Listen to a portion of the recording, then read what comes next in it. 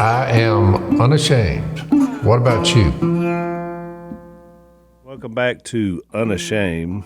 We kind of been splitting time, a little more time here in the duck call room. Is this feel like a temporary home yet, Jase, or is it still? No, because I don't like being this far away in our Bible study. I kind of like being a little closer. But I got chastised for saying it was 6 feet. They said that I don't know what I'm talking about. It's more like 10 to 12 feet, so I don't know. I don't know what you're talking about here, Zach. We got into logistics. 6 feet, 10 feet.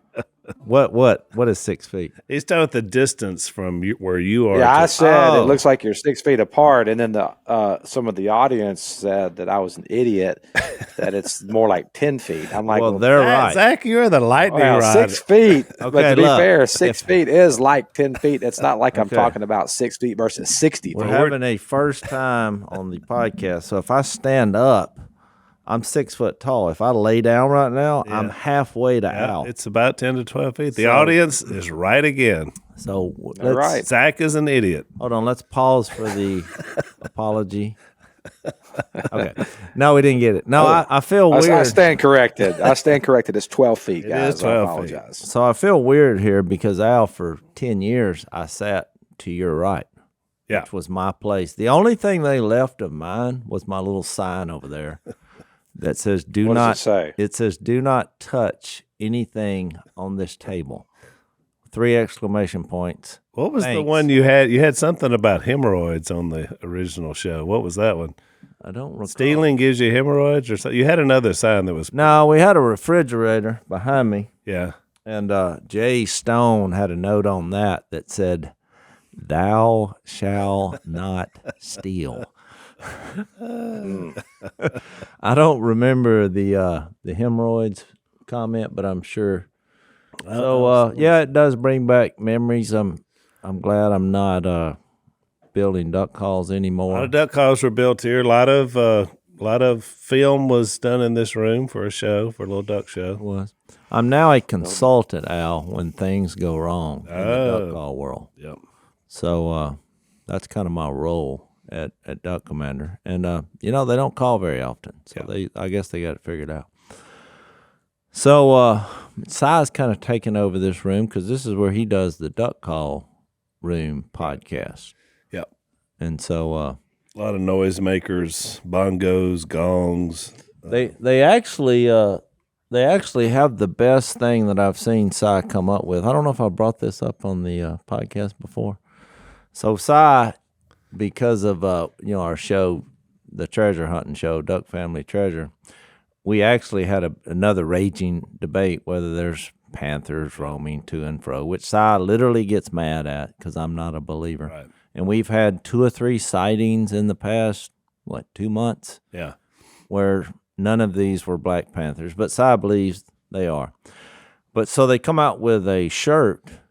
I think they actually did it for the treasure hunt show, and it says "I believe," and has a black cat. Yeah. And so somebody in the fan world came up with a T-shirt that has a actual Black Panther wearing a T-shirt with Si's face on it saying, I believe. Best T-shirt idea. That's pretty good. Ever. So it's a reversal of...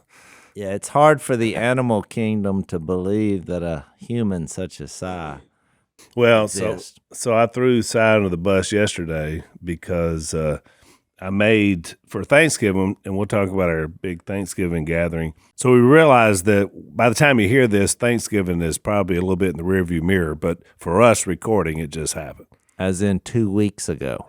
Lisa and I decided, since Dad was down this year, that we were going to make his duck and dressing. Now, it was our first time, so I didn't expect it to be perfect, and it wasn't, but it was pretty good. And so we made the duck and dressing. The most embarrassing thing, Jase, for you is that the hardest thing I had to find were ducks because y'all hadn't been killed. Look.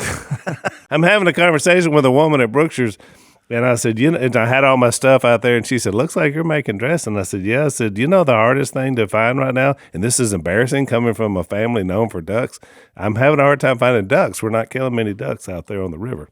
Well, this was a weird season because it was the first time, in 45 years that my dad has not been a part of duck season. He came opening day, which I shared. Yep. But he wasn't himself, and he didn't really participate because he just didn't feel good. He was miserable, in his own words. And so after the hunt, he was like, "Don't call me, I'll call you."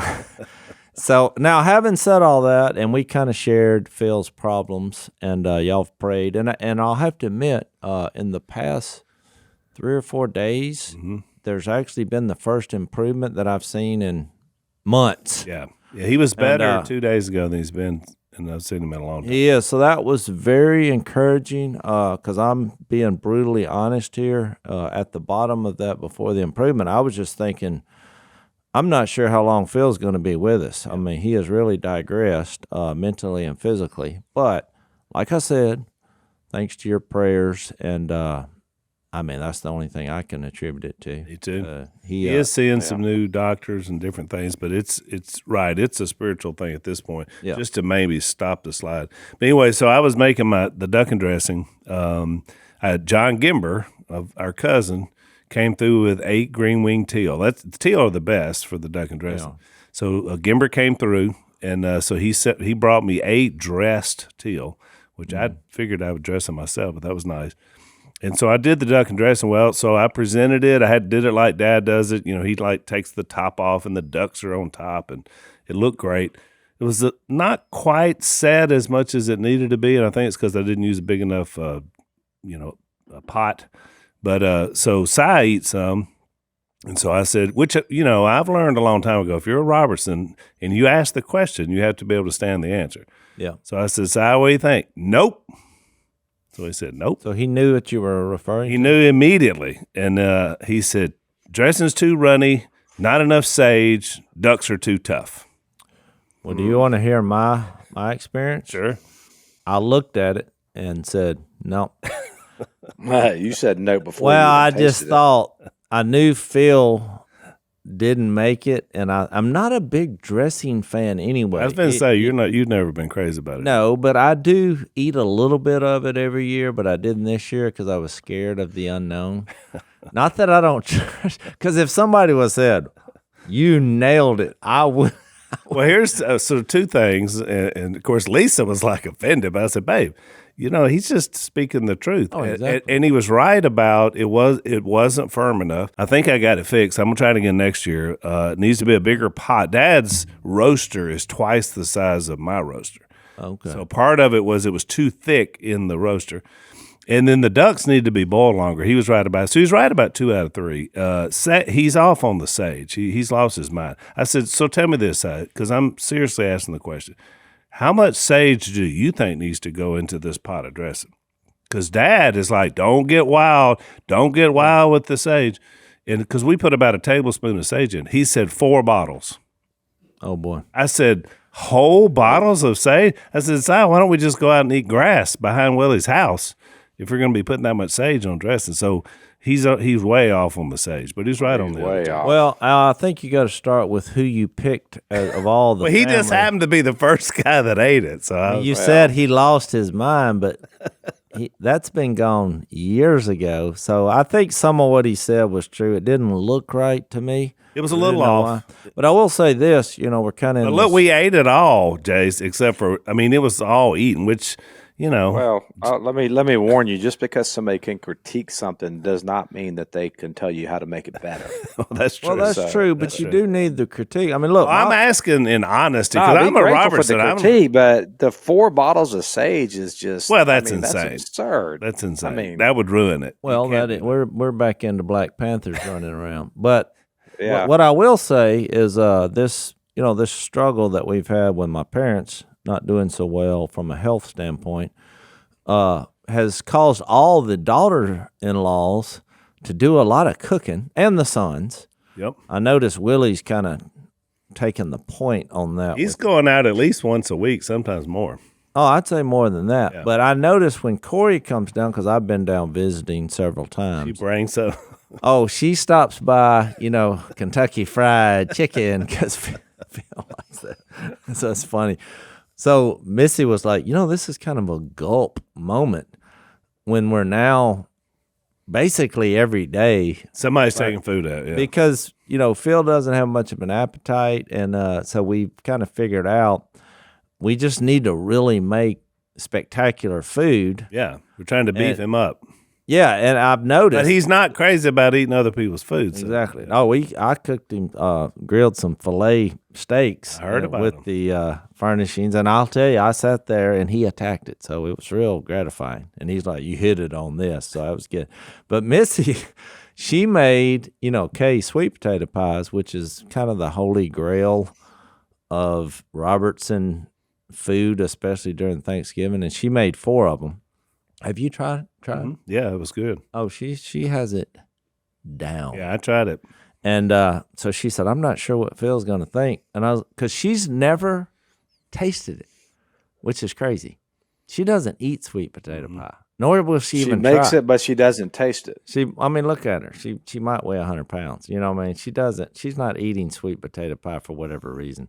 But she just doesn't have any interest in it. But she follows the recipe. Well, she uses me as a critique because I made a couple subtle changes to Kay's recipe, and we haven't told them. And I said, because once Missy took over, and I was shocked how she quickly, she got it down. I was like, this is exactly, because I've always told Kay, I was like, don't put so much of the filling in, even though the recipe calls for it. Because you want to be able to cut the sweet potato pie, grab it with your hand, and walk around and eat it. When it gets too cakey, it loses something. Yeah. And I said, the other thing is I've always thought it was a hair too sweet. And so I was looking at that recipe. I was like, how many cups of sugar you put in this thing? So for a batch of like 4 that would make 4 pies, which really is 8 if you use half the filling, it was 4 cups of sugar. I said, that's too much. So I told Missy, I was like, take a cup. You just randomly think that's too much. You don't know. Because I thought it was a hair too sweet. Okay. So I said, take a cup out of it. Let's start there. She's like, a whole cup? I can't do it. So she took like half a cup. We did. I was like, nope. So she wound up taking a whole cup out. And I said, it's perfect. I said, I want you to present this to Phil and Kay because now it's perfect.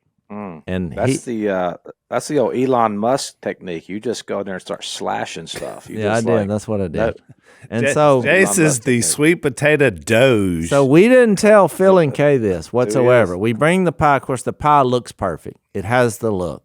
Yeah. They take a piece, and somebody else in the family, I'm not going to mention, made the sweet potato pie. Yep. I looked at it and said, nope, didn't try it. Just like you did my dressing. Yep. And but they had brought that pie down there, and I noticed there was one piece from one side gone and one piece, and I thought they didn't go back. And I know why. It doesn't have the right look. So I was like, Phil, here we go. Missy sweet potato pie. He took a bite of that, and his eyes literally lit up, and he said, now you got this down. That is it. And I was like, cue the sirens. I hear them in the background. It sounds like Zach's ride is showing. It has been done. So look, it's a dangerous place I live in. I come back the next day visiting. All of that pie is gone. The other pie still there, still intact with the 2 pieces missing. So that's all you need to know. I was pretty proud of I will say, just to tie off of my story as well, is that Dad ate my dressing and said, mine and Lisa's, and said I couldn't have made it better myself. Really? That's what Dad said. So I'll take that as well. That's a vote of confidence. It's a vote of confidence. Well, look, it's legacy. I mean, that's what you got to remember in all this is that the legacy is being passed down. The pumpkin or the sweet potato pies are getting better. The dressing is a work in progress, but but you're trying, you know what I mean, on that front. And you guys, well, you have to be unafraid to fail. I mean, otherwise you'll never do it. It's like, well, I can never be as good as, dads or moms or you got to try. You got to jump in there or else you can't carry it on. So it's important to get good cell phone coverage, and sometimes that's not always possible. Jason, on some of your travels and treasure hunts, it's not always easy to get those good cell phone. No, but I mean, the best case scenario, if you can have someone who can provide your cell service and the money you're spending for the service is going to things that you support, that's a win-win. You perfectly described our good friends at Patriot Mobile. For 10 years, they've been America's only Christian conservative wireless provider. They offer dependable nationwide coverage, giving you the ability to access all three major networks. You get the coverage that you're used to without having to fund the agenda of the left. When you switch to Patriot Mobile, you're letting everyone know you support free speech, religious freedom, sanctity of life, the Second Amendment, our military, our veterans, and our first responders. And if that isn't enough, they also have a 100% U.S.-based customer service that makes switching to Patriot Mobile easy. You can keep your number and your phone, or you can upgrade. They'll help you find the best deals and the best plan for you. Just go to patriotmobile.com/Phil, or you can call them at 972-PATRIOT. Right now, you get a free month when you use the offer code Phil. Join us, switch to America's only Christian conservative mobile provider, Patriot Mobile, by going to patriotmobile.com/Phil, or you can call them at 972-PATRIOT for your free month of service today.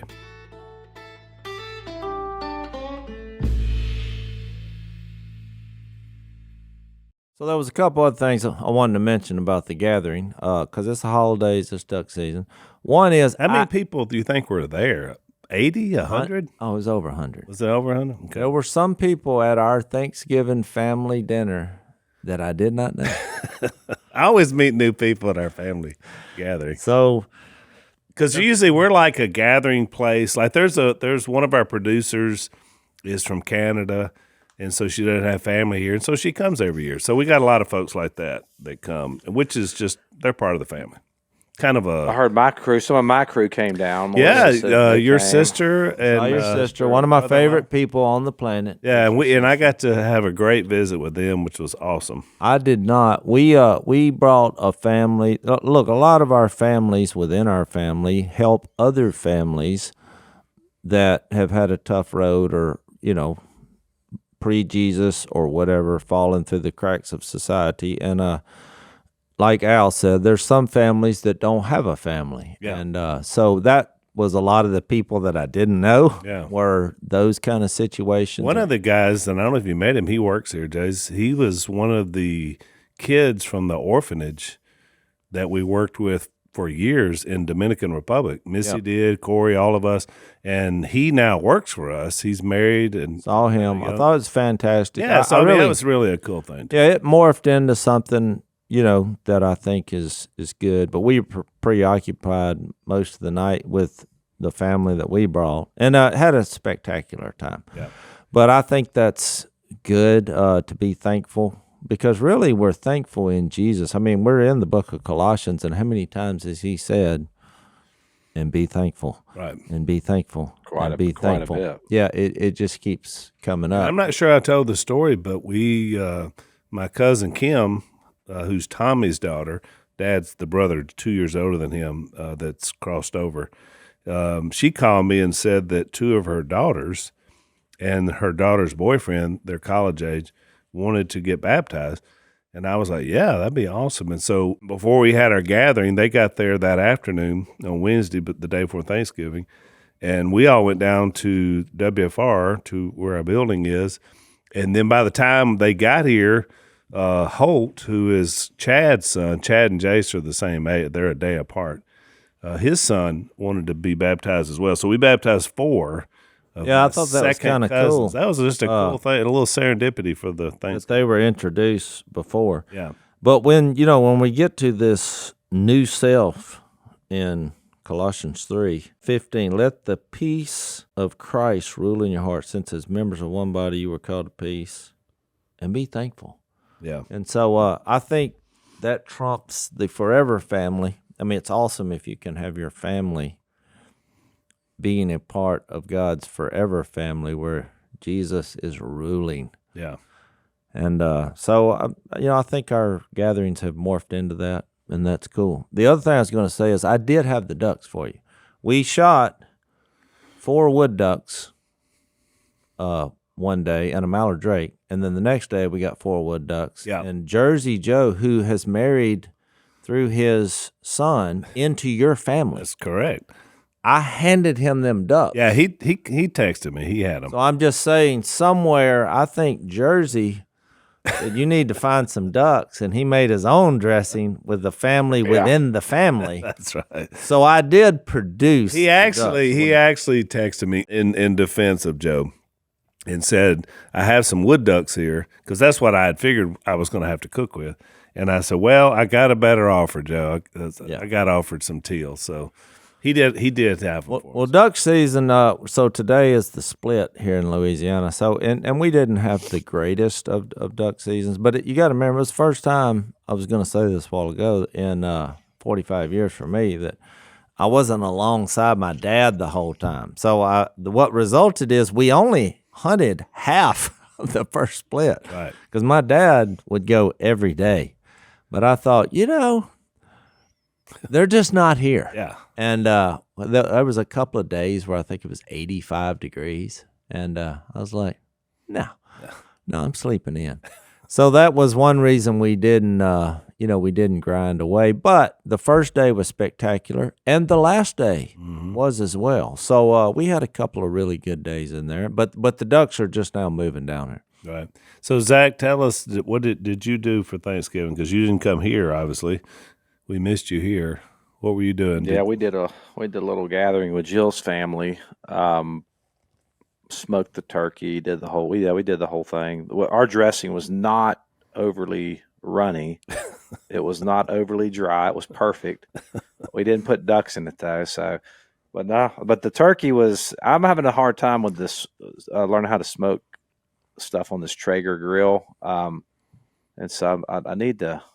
Well, there's a guy in our family who is actually an expert. Yeah, we have an expert. So I think I actually cooked steaks one night for Missy's side of the family, and I'm like, I'm just not a great griller. I can take any kind of wild game and get me over a stove, and it's spectacular. Yep. But I'm not the best of grillers, and I'm just confessing that. I've tried. My oldest son is way better than I am. But I called Stone, got his opinion, because I thought they keep asking me to grill, and there's not a whole lot of buzz about it. Yeah. They eat the steaks. There's no buzz. So I said, let's kick it up a notch this year. And so I got Jay's opinion, and I got my son's opinion. But you know what I noticed in both of their just off-the-cuff remarks is they both said the same phrase that I thought was profound, since we're talking about food and Thanksgiving gatherings. They both said, there's just a feel for it. They talked about the little thermometer. I was like, I don't have a thermometer. Yeah. They're like, well, really? On your grill, they both grilled on my grill. They're like, a lot of hot spots. It's hard to uniform everything. But they basically went for the 2 minutes on each side in the middle of the hottest place, then put it just off, and they were saying 4 or 5 minutes, on each side. Right. Because that's more my problem, is getting everything. But they both said you just got to look at it, and there's a feel for it when it's right. And you got to let it rest. I mean, that's the thing. You got to let it rest. But I had all they had a few little surprises on the seasoning. They introduced garlic powder. And I put that in there, and I'll have to admit, when it's all said and done, way better, way more buzz. Yep. Of course, they don't know that I garlic. called somebody and said, which it's very humbling to do that. Yeah, you got to reach out. But I'm like, SPG, you know what? What you want is SPG, salt, pepper, garlic. Well, I had all three. And I what threw you in gotta a have. little Cajun seasoning because we're from Louisiana, and I love it. And so I think it was pretty spectacular. So I guess that's... Well, just so you know, Zach, to show you how big our gathering was, we had 8 fried turkeys and 4 hams. They all got eaten? As the main meat, and most of it got eaten. All the turkeys got eaten. So I was impressed that that's impressive. We had that's a lot of meat. Multiple nations represented there. We did. Also, we so did. It was. I thought it was a really, really good night. We may try to make the journey down there next year. And, Well, half feel of like our first cousins. Look, Zach's right there. experiencing the fear of missing out now. We made such a big deal about it. Well, I heard it was like a family reunion. Melissa said it was like all the cousins came, the whole deal.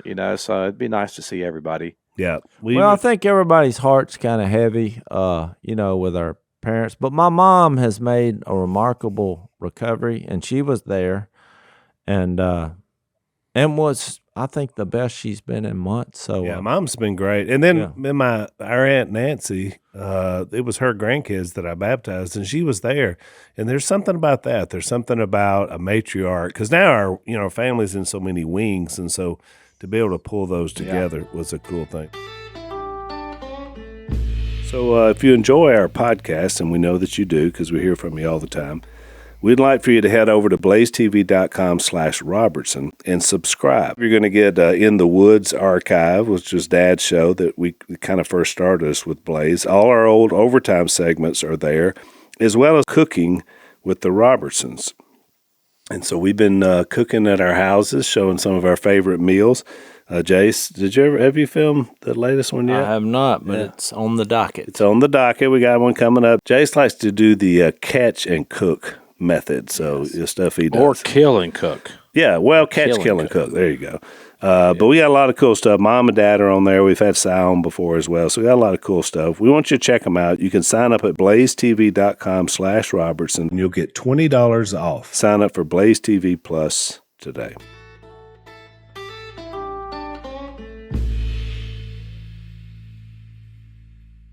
Yeah, I'm most excited, Jase, about you employing the Department of Efficiency on the baked pies. That you came in, and you just said, "We're going to gut this thing. We're going to gut this bureaucracy of sugar, and we're just going to see what happens." And everybody was like, "Well, how you can't do that?" But you were bold. You went in there and said, "No, we're going to cut it."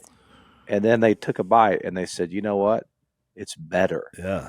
There's a lesson there. It's the Elon Musk RFK effect. Jase is under the spell. Y'all got politics on the brain today. I actually laughed so hard this morning at my wife, which is good after 34 years of marriage. I'm talking about just uncontrollably laugh because I was in there preparing for the podcast, which I got a big shock for you. What we're fixing to discuss is not what either one of you thought we were. Jase just found around. This may be R-rated in a Jesus way, but you think, what does that mean? Yeah. Well, I'm intrigued. But, so I have the TV on, but I don't have the, I've got to where now I watch TV without the volume. Yep. Just trying to keep up with what's going on, in society. I actually had the news on. And she walked in, and there was a banner up there, and it's like said something, Biden pardons his son. Yep. Which, to show you how well I am in the news, I didn't even know what it was talking about. You didn't even know Biden had a son. No, I didn't know he had a son, and he was in jail, and he was like, he fixed to get out. So I thought, that's interesting. And so my wife she looked at it and went, "To thee, but not me." And I was like, "To thee, but not me? What are you talking about?" So she all laughed. That's pretty funny. And because then she told me the story. Said. She was like, he said he wasn't going to. Oh, he's been saying for a year he's not going to do it. Yeah, and so she came up with that, and I got so tickled about that. And I thought, babe, you woke up this morning with passion, and you were calling out hypocrisy this morning in the political world. But it actually kind of went along with what we were studying, and so we had a funny moment there. It's pretty funny. So that's my political contribution. He pardoned him not just for the firearm deal. He pardoned him for everything for 10 years. Yeah, the tax deal, the whole. I'm like, man. Well, someone had posted on X today. I thought was pretty telling. It said the 75-year-old grandmother who was arrested for praying outside an abortion clinic is reporting to prison this week, 2-year sentence for praying outside an abortion clinic. No pardon for her, but we got one from good old Hunter that James didn't know existed. No, I That's funny to apologize. me. But it was What's his name? Hunter? So, but I'm going to use that the next time I see a situation, to thee, but not me. But not me. So I'm not sure where it sounded like a Bible verse, but it just wasn't. Sounds like Shakespeare. She doesn't pulled it? out a little King James on you is what she did. Little was, King James it was action really to funny. thee. So Al, you preached yesterday. Are you going to start with your sermonette, or? I can, You wanna unless you move want to on? just jump into your thing. Well, here, look, let's just jump. Since this has been a wild card, I'm looking at our producer, and she has a grin of like, what is happening today? I can't even see her behind all the monitor. So look, this whole thing, this letter to the group in Colossae, which is, just think, this little group of people in homes oppressed by Rome. I mean, you can imagine the persecution that's going on. Yeah. And so you have this beautiful letter that here we are dissecting 2,000 years later with it is just as powerful in today's culture and world about Jesus as King and why that's true. I mean, Colossians 1, you went through that. You kind of hit on that in your first sermon about, is Jesus big enough for us to Believe in. Yeah, to believe in. Yeah. And I thought that was a very good line in your sermon. And of course, your sermon yesterday was kind of revolved around, can we forgive? Is he big enough for us to be able to forgive others like he forgave us? And embrace his forgiveness, right? Yeah, which, you picked out this verse in Colossians 3:13, which we get, because we're not really going verse by verse, because I think when you do it, you miss the big picture of who Jesus is, which is why I really like your points. Right. But I will read that because it's awesome in 13 and 14, where he says, bear with each other. Now he's talking about the new self now. Yeah. Bear with each other and forgive whatever grievances you may have against one another. Forgive as the Lord forgave you. And over all these virtues, put on love, which binds them all together in perfect unity. So that was the thrust of it, which, look, you read those verses, it's like, oh, isn't that great? You try to put that in your life. Yeah. Oh, That's right. I mean, and we were sitting there, we spent 20 minutes talking about this gathering. It's hard to get along with one person. I mean, just think of your marriage. Yep. And really, you talked about this moment in year 15 of your marriage where you had this transitional, moment to your marriage. How long ago was that? 25 years? Yeah, 25 years ago. And part of that for you, which I thought was real vulnerable for you, is you offering forgiveness, Right. to your wife. And so I just thought all these 100 people trying to get along as a family, and when you start looking at our culture, and it just seems to be a breakdown of the family. In a family setting, some past hurts, some cross words, some difficult situations, and it may not even be you. It may have been your parents or your grandparents. I mean, it's things that happen over the course of time. You're right. I said it was in my sermon. It's the greatest family is the greatest test for forgiveness that could ever be made. Yeah. Because you have so many opportunities to offend.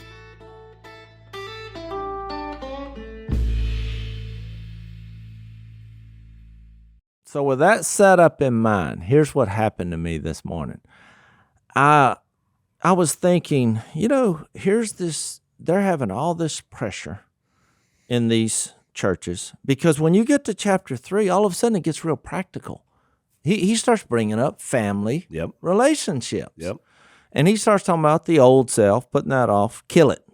I mean, put to death, therefore. And, we had Mac on, and he talked about that verse in 3:5. Yep. But you also have this other side of the cultures within these religious groups, and in this case particular, Judaism, and this kind of rule-oriented approach to get people to live right and to get along, which doesn't work. Right. You have all these rules and don't do this and don't do that, and at the end of the day, you have oppressed people who get tired. Because if you try to do it yourself, what happens? You can't do it. So you get frustrated and you get exhausted. And so then what do? You quit. Yeah.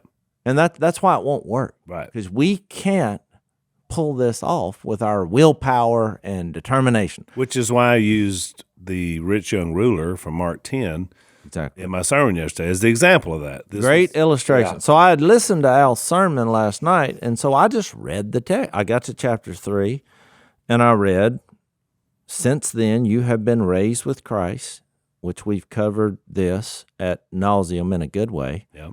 that there was this, you participated in this death that Jesus offered on a cross, and you very meticulously went through that in your sermon about what the cross actually accomplished. How Not big only the sacrifice is. forgiveness and sacrifice, but it triumphed this worldly culture Right. that seems to be driving everything.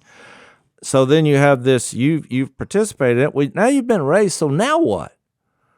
And it's a beautiful yet very thought-provoking group of verses, because it says, "Set your hearts on things above where Christ is seated at the right hand of God." So you always have this two things at work. Once you respond to Jesus and surrender to Jesus and you die, you now have Jesus pictured at the right hand of God representing us in heaven. He's there on our behalf. And he sends his Spirit to indwell people that are on the earth to represent him. This is kind of the thing he's tapping into, and it's hard for him to even describe it. So in verse 2, he says, "Set your mind on things above, not on earthly things." Very difficult to do. Mm-hmm. "For you died, and your life is now hidden with Christ in God." So he's like giving you this picture that I'm actually hidden in Christ because he's at the right hand of God. So if somebody said, "Just show me Jesus and I'll believe," and you're like, "Well, he's actually hidden from your sight, but if you watch me, you'll see his Spirit living in me on the earth." Yep. But he's actually physically at the right hand of God on my behalf. So I think that's a real cool thought. So then it says, when Christ, who is your life, which I think is a reference to the Spirit that's in you. Yep. So even though he's at the right hand of God, he is your life now because you died and you were buried and now you are raised and God has entered your life. When he appears, when Christ, who is your life, appears, well, then you also will appear with him in glory. So if you want to see the actual Jesus, it's going to happen. Yeah. As Spirit-filled people, we're going to appear together. We'll get the new bodies like he has, an imperishable body. So based on all that, then all of a sudden, he gets real practical and he says, "Put to death, therefore, whatever belongs to your earthly nature." And so I just read this, as I have probably 100 times: sexual immorality, impurity, lust, evil desires, and greed, which is idolatry. And something hit me in that moment. I thought, you know what? The first 4 of these things seem like that we're talking about sex. Sexual immorality, so sex that's not moral, which would be sex that's not right. And you say, well, is there a sex that's right biblically? Well, absolutely. I don't know of any scholar, no matter if the secular world has leaked over into religion, which it has in a lot of churches, but I don't know of any scholar who is overall respected that does not say that the Bible teaches that sex that is right in the Bible is between a man and a woman, a husband and wife for life. That's it. Exclusively. Right. So without going through all the verses, but just think where Genesis started. Genesis started with a man and a woman being created for each other. The two will become one flesh. There was no shame. They were naked, had no shame. And it was a God-orchestrated, architected relationship that produced kids. And then Humanity. Jesus confirmed the very thing you just said in Matthew 19 in a discussion about marriage and divorce by some legalists, confirmed exactly what you just said. Yeah. He quoted those verses. Exactly. Which basically affirms this is the way it is. Over and over. That's why I said all scholars, they're agreeing, okay, for this reason. There's a phrase that always goes back to Genesis that is used Matthew 19, other places in the Bible. Yep. For this reason, a man will leave his father and mother, which is another issue in our culture. Yeah. They won't leave. Right. Or the parents won't leave them alone. Won't let them go. They leave and cleave Yeah. and be united with his wife, and the two will become one flesh. For this reason. What was the reason? And when he says that, think about when he says that in the image of God, this is the problem that we get into with talks about sexuality, is what we try to divorce the concept of sexuality from intention and design. And I love that you would go back to the Genesis creation story to anchor the whole discussion in that, because what he says is, let us make man in our image. In the image of God, he created them, both male and female. And so part of our image-bearing properties is the fact that we are diverse sexes, male and female, coming together in the union of the sexual union. Oh, by the way, you know what happens at the climax of the sexual union? It produces more life. So you even see the triune nature of God. You see it in this relationship. And the reason why Paul says that this is idolatry, because think about, what is idolatry? When I think of idolatry, I think of the idols. I don't know why I think of like little statues up on a mantle somewhere, but it's like I think about you get a knife out and a piece of wood, and you literally with your own hands you carve out an image, a statue of something. You put it up on a shelf, and then you worship the article that you carved, which seems like crazy. Why would I worship something that I made? Well, because truthfully, what you're doing when you do that is you're worshiping yourself, and that's the reason why idols are so powerful. You look back at the Old Testament and you read these stories of people worshiping idols, and you're like, how stupid could you be? Why would you worship a statue? Well, that's what you're not worshiping the statue; they're worshiping themselves. We do the same thing, and so with this idea of sexuality or sexual immorality, rather, impurity, passion, evil passion, really, evil desire, and covetousness, what all that is ultimately, it is an elevation of the self, and it is a worship of the self it's a worship of the creature rather than the creator that created the creature. Romans chapter 1, which is why he says in the very next verse that on account of these, the wrath of God is coming. That's the same wrath of God that's mentioned in the first two chapters of Romans, which was God leaving them to themselves because they chose to worship and serve the created things rather than the creator. I think that's why, in sexuality, by the way, it seems to be the most visceral expression of that. So I think that's why it says that, Jase. I think that's why you see that sensuality vein running through this entire text, this idea of not being able to stop the indulgence of the flesh, because it's so visceral and so powerful, but ultimately at its core, it is a worship of self over the worship of God. And it shows you how rampant it was in any culture, even 2,000 years ago.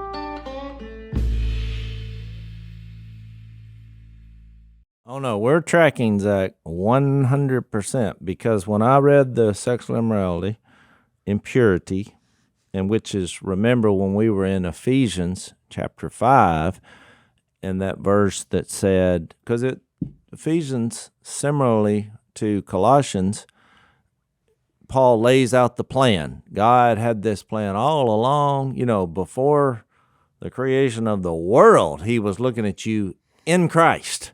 Right. And this contagious love from the Godhead, which he is love, the 1 John 4. It's just what he does. And love reproduces itself as God. And it does so through relationships. So now we're really seeing the big picture of how this is. And he lays that out. And same Spirit, I pray that you may be strengthened with Spirit in your inner being. Remember, so you can know how high, wide, deep, and long is the love of Christ. But he gets to Ephesians 5, and he's like, but among you there must not even be a hint of sexual immorality or of any kind of impurity. And remember, we read that Greek word, which is like the demonic, unclean spirit that happens, which is not when we as humans give in to things that are not bearing the image of God. And so it's like, well, there's two. Then it's like, well, lust, that's another sexual angle of that. And evil desires, which encompasses a lot of sexual activity. That's why the porn industry is what it is, because it's tapping into those desires. So I was like, well, let me say one thing about that okay. porn thing. It's interesting when you read Romans 1 and it says they basically worshipped images, and you think, man, how dumb can you be? Like, how stupid? Who would ever worship an image? Says the culture who literally worships sexual images. It's not you're looking at pixels on a screen, and I'm not like trying to shame anybody. I mean, this is like an epidemic, But we have worshipped pixels on a screen. Pornography is literally pixels on a screen. It's not real. It's not a real person in your life. No, you don't even know. Yeah. It's an image. So what I did was I thought, anytime the Bible brings up something that profound, I mean, it's like it has to mean something. It's like, look who you are. Look at what you're participating. Look how big Jesus is. He's the King of Kings.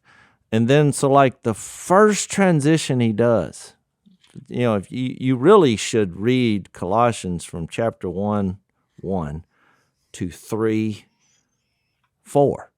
And it's like, that's what you have. That's your identity in Christ as a group. This is what's happened. And it's like that. Verse 5 is like, so, first off the top, what does this mean practically? Because you can know all that. And what happens if you get online or, you have a woman walk right out in front of you dressed immodestly? Well, it's hard to put all that chapter 1, 3, 4 in the moment. Yeah. So it's like he makes this transition, put to death, therefore, whatever belongs to your earthly nature. So we're going to get really practical.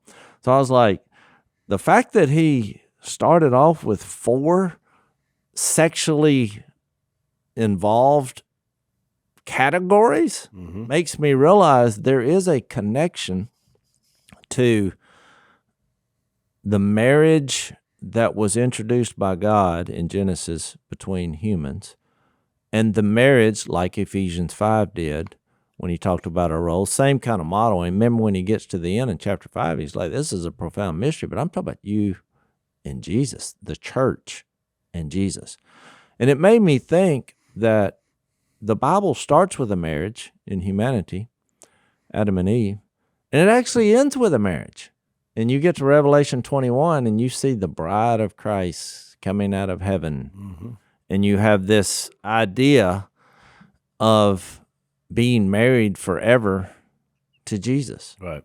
Well, that's just can't be a coincidence. Right.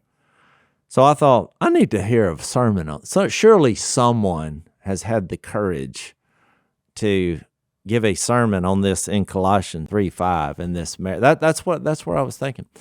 So wouldn't you know it, the problem with the internet and doing research there is because it knows your tendencies and who you've listened to before. So I just typed in marriage and sex. I think I put sex and marriage and Jesus because I didn't want to just put sex out there without. You're going to wind up with those pixels. Yeah, I was very careful. I'm not sure what exactly I put, but I said I don't want to put anything. And so number 1 was a guy that I've listened to before, and really because I have a few guys that I listen to or read outside of the Bible, and it was John Tyson from New York. And the reason I listened to him is because here's a guy from Australia, comes to Christ, I think he come out of the like Assembly of God background, and he kind of grew into whatever. Zach would have a better illustration of what camp that is, but kind of a non-denominational, Jesus-focused type movement. But I thought, but he's in New York City, which, from me being from a rural place, I just can't imagine trying to take Jesus into one of these big cities where this secular divide, especially when it comes to sex, is just rampant. So that's the reason, a lot of reason I listened to him, because I was like, if you want to ever get a pulse on the culture, listen to some of his sermons. And so up popped this topic. It said sexual formation. And that was the name of his sermon. Clicked on that. 1 hour and 5 minutes. Ooh. I listened to that. And look, here's the way I'm going to describe it, because I know we're out of time. I just wanted to introduce this so when we come to the next podcast, we can get into the weeds of this. Oh, yeah, because I got a lot more to say. I thought it was fantastic. The first thing I did when I listened to it was I clicked it and rewound it and listened to it again. So it was 2 hours and 10 minutes this morning. And it reminded me of my dad in his heyday, because I was like, boy, we've come a long way since my dad used to have these graphic sermons about sex, because I thought, I can't believe this only has 500 and something views. Yeah. Because I'm going to tell you something. It was blunt. And maybe it won't. Maybe it won't have that. Maybe it'll have a lot more views after our endorsement. Well, the reason I had to listen to it twice, Zach, you'll appreciate this, because he uses a lot of vocabulary that you do. So I wasn't sure if I agree with it or not, because some of the words I never even heard before. But overall, it was exactly what you said in your speech about how your sexual identity and activity is a reflection of how God made us, and that should be the case. Yeah. And he went both ends of the spectrum, and we'll talk about that. And the two spectrums were, on one side you have the culture saying, whatever it is, do it. Whatever you desire, do it. And then you have on the other side some religious groups that say desire is bad, like Colossians. You can't even have the desire. They don't have it. And in the middle, what you're supposed to be is that God not only created it, he sanctions it, and it should be a reflection of the greatest relationship in your life, which is the Lord Jesus. All right, so we got a lot, obviously, more to say about this. Zach's chomping at the bits, too. We'll do that in the next podcast. I do like John Tyson, though. He's good. So that is a good place to go. We'll talk about this more next time on Unashamed. Thanks for listening to the Unashamed podcast. Help us out by rating us on iTunes. And don't miss an episode by subscribing on YouTube, and be sure to click that little bell to get notified about new episodes. And for even more content that you won't get anywhere else, subscribe to Blaze TV at blazetv.com/unashamed.